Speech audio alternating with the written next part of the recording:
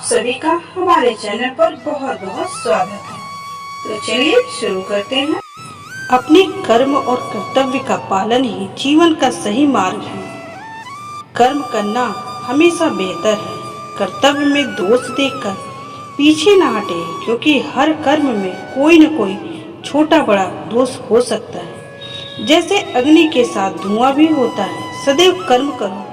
कर्म करने से पहले विचार करो, लेकिन बहुत ज्यादा विश्लेषण मत करो। अधिक विश्लेषण संशय पैदा करता है। ध्यान करने से परमात्मा का अनुभव किया जा सकता है। कर्म से ज्ञान का मार्ग उच्च है और ज्ञान मार्ग से भी ऊपर ध्यान मार्ग है। ध्यान मार्ग पर बढ़ने से ईश्वर को अनुभव किया जा सकता है। जो व्यक्ति मन और इंद्रियों को शांत करके पूर्ण विश्वास से अपना ध्यान भगवान में लगाता है, उसे ईश्वर का ज्ञान और अस्तित्व अवश्य अनुभव होता है। जो हर जगह हर जीव मनुष्य में ईश्वर को देखता है, सबके हित में लगा रहता है, उस पर परम पिता अवश्य कृपा करते हैं। ज्ञान मार्ग हो या भक्ति मार्ग, समर्पण प्रेम विश्वास ही आपको ईश्वर के प्रकाश की ओर ले जाता है। भगवान की पूजा बहुत से लोग करते हैं, लेकिन उनको शांति क्यों नहीं मिलती? क्योंकि भगवान आपके मन में निवास करता है। उसे पता है कि आपका भाव क्या है। अधिक शक करने वाला कभी खुश नहीं रह सकता, इसलिए संदेह करने से बचें।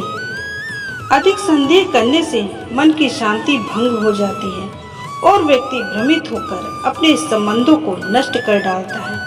जिसे शक करने की आदत पड़ जाती है, उसे उस लोक या परलोक में भी शांति नहीं मिलती। सत्य की खोज ठीक है, लेकिन बिना सच जाने कल्पनावश होकर संदेह करने का अंत दुख कलेश पश्चाताप के रूप में होता है। जीवन में संतुलन बहुत जरूरी है। किसी भी चीज की अति करना अच्छा नहीं है। जैसे सुख आने का प्रमाद करना और दुख आने पर निराशा में डूबे रहना, दोनों ही गलत है। असंतुलन जीवन की गति और दिशा को बाधित करता है, जिससे अनावश्यक कष्ट और दुखों का जन्म होता है। जिसके मन विचार और कर्म में संतुलन है, उसे ज्ञान मिल जाता है और ज्ञान से ही सदा के लिए शांति संतुष्टि मिलती है। सही कर्म से ज्ञान और मुक्ति संभव है। कर्म योग का सिद्धांत कहता है कि संसार से विरक्त होना ही मुक्ति का उपाय नहीं है। संसार में रहकर एक गृहस्थ अपने कर्मों का पालन करते हुए कर्म फल से विरक्त होकर मुक्ति प्राप्त कर सकता है। सही विचार और उचित कर्म भी आसक्ति को खत्म करने में सक्षम है। अच्छे कर्म कभी व्यर्थ नहीं जाते, चाहे ये दुनिया हो या परलोक। ज्ञान और कर्म एक है। एक अज्ञानी कर्म और ज्ञान को अलग अलग समझता है, लेकिन एक ज्ञानी जानता है कि दोनों एक ही हैं। लोग ज्ञान की बातें तो करते हैं, लेकिन उसका पालन नहीं करते। बिना पालन किए ज्ञान रह जाता है, ज्ञान का अनुभव नहीं होता। गीता कहती है कि ज्ञान पढ़ने की नहीं, बल्कि अनुभव करने की वस्तु है, और अनुभव बिना कर्म किए नहीं मिलता है। इस संसार में जितनी भी चीजें सांसारिक सुख की श्रेणी में आती हैं, उनकी एक शुरुआत और अंत जरूर होता है।